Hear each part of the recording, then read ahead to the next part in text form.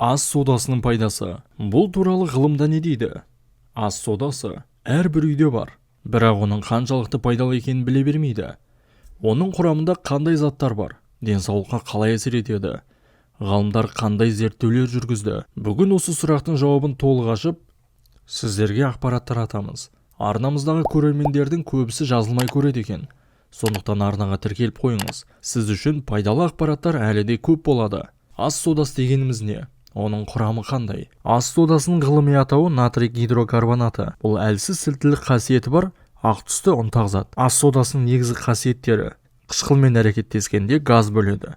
Антисептикалық әсері бар. Қабынуға қарсы қасиетке ие. Организмдегі қышқыл сілті балансын реттеп отырады. Зерттеулер не дейді? Гарвард университетінің зерттеуі ас содасының асқазан қышқылы жоғары адамдарға көмектесетінін көрсетті. Ас содасының денсаулыққа пайдасы: асқазанның қышқылдығын реттейді. Асқазан қышқылы тым көп болғанда күйіп жану сезімі болады. Ас содасы осыны жеңілдетуге көмектеседі. Қалай қолдану керек?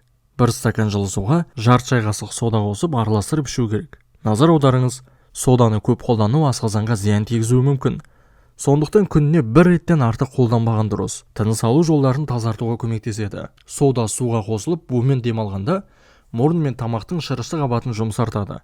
Бұл әдіс тұмау, жөтел, тамақ ауруы кезінде өте тиімді. Ауыз қуысына күтім жасайды. Ас содасы тістердің сарғаюын азайтып, бактерияларды жояды.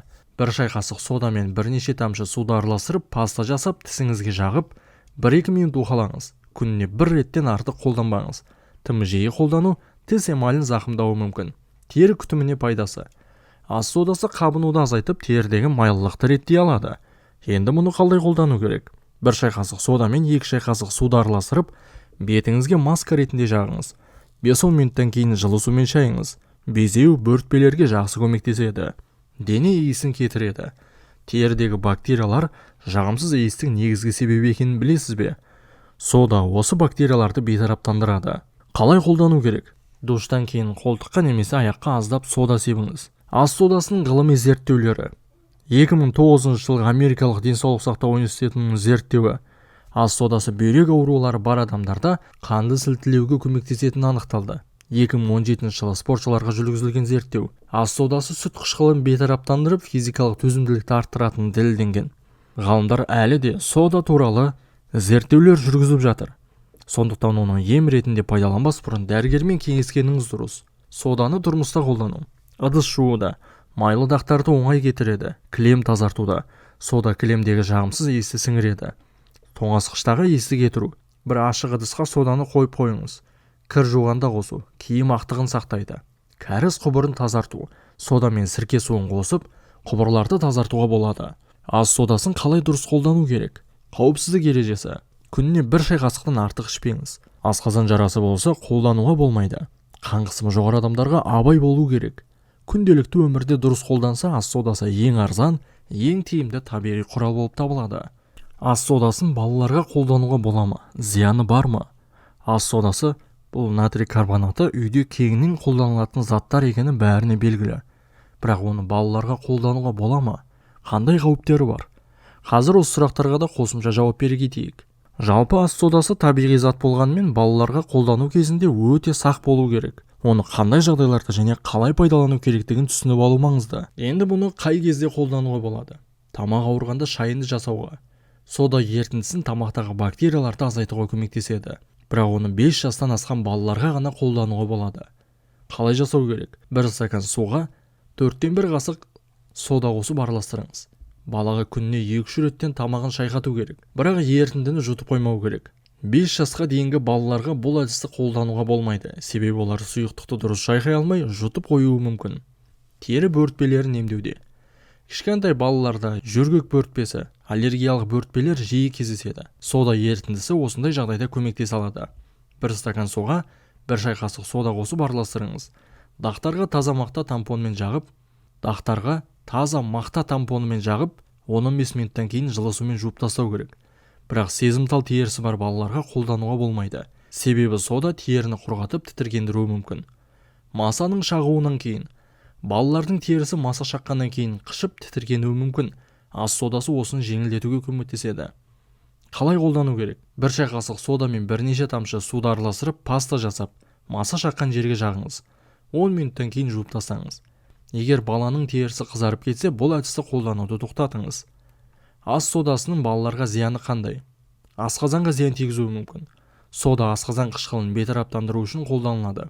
Бірақ балалардың асқазанда қышқылдық балансы ересектерге қарағанда басқаша. Егер бала көп мөлшерде сода ерітіндісін ішсе, мынадай әсерлер болуы мүмкін. Асқазан ішек жолының жұмысы бұзылады. Кекіру, іштің кебуі, құсу, жүрек айну секілді. 3 жасқа дейінгі балаларға ас содасын мүлде ішкізуге болмайды. Ас содасын енді жүкті әйелдерге қолдануға бола ма? Жүкті әйелдер сода ерітіндісін сыртқы қолдану үшін ғана пайдаланылады. Бірақ ішке қабылдауға болмайды. Жүкті әйелдерге неге сода ішуге болмайды? Бұл денедегі натрий мөлшерін көбейтеді, ісінуді тудырады, қан қысымы көтерілуі мүмкін, асқазанға ауырлық түсіреді. Бірақ жүкті әйелдер оны тері күтімі, ауыз шаю, жөтел кезінде ингаляция үшін қауіптісіз қолданылады. Ас содасының жалпы зияны қандай? Асқазан мен ішектің жұмысына кері әсер етуі мүмкін.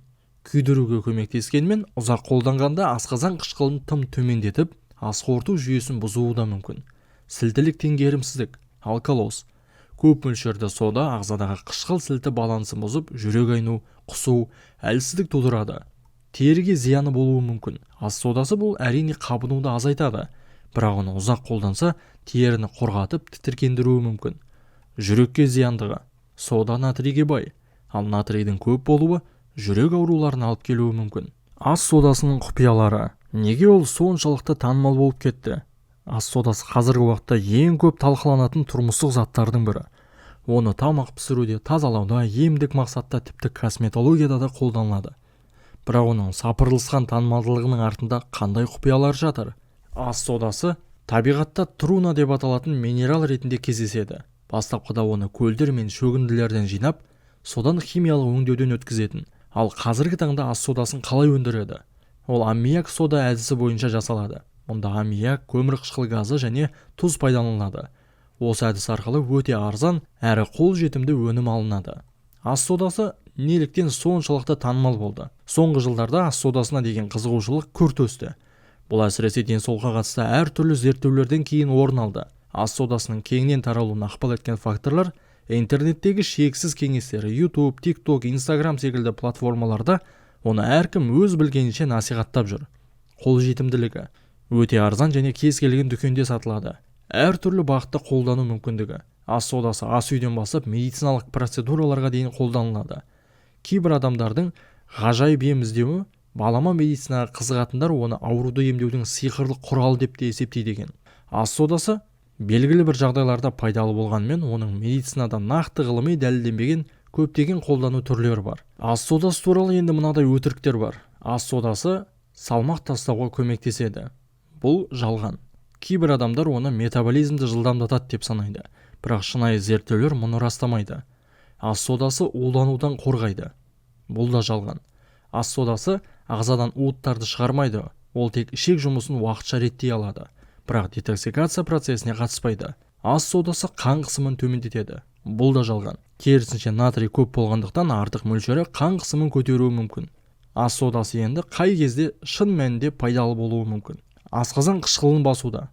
Ас содасы асқазан қышқылын бейтараптандырады, бірақ оны жиі қолдануға болмайды, себебі ұзақ мерзімде асқазанның табиғи қышқыл балансын бұзады. Тамақ ауырғанда шаю, ауыз қуысының күтімінде, терідегі қышуды басу, масаның шағуы немесе аллергиялық реакция кезінде пайдалы, бірақ теріні тым құрғатуы да мүмкін екенін есте ұстаңыздар. Тамақ шайған кезде де күніне 2-3 реттен артық қолданбау керек. Тамағыңызды шайсаңыз, тамағыңыздағы бактерияларды азайтуға көмектеседі. Қорытынды, ас содасы танымал болуы негізінде кездейсоқтық па? Ас содасы қазіргі таңда танымал, себебі ол арзан әрі қолжетімді. Көптеген адамдар оны табиғи және қауіпсіз өнім деп те санайды. Бірақ сақ болу керек. Ғаламторда тараған сиқырлы ем туралы ақпараттардың көбісі шындыққа жанаспайды. Оны шамадан тыс қолдану зиян келтіруі мүмкін. Құрметті көрермендер, егер осы ақпарат пайдалы болды деп есептесеңіз, лайк басып, арнамызға жазылуды ұмытпаңыздар. Ас содасын сіз қандай мақсатта қолданасыз? Төменде жаза кетіңіздер. Денсаулығыңыз мықты болсын.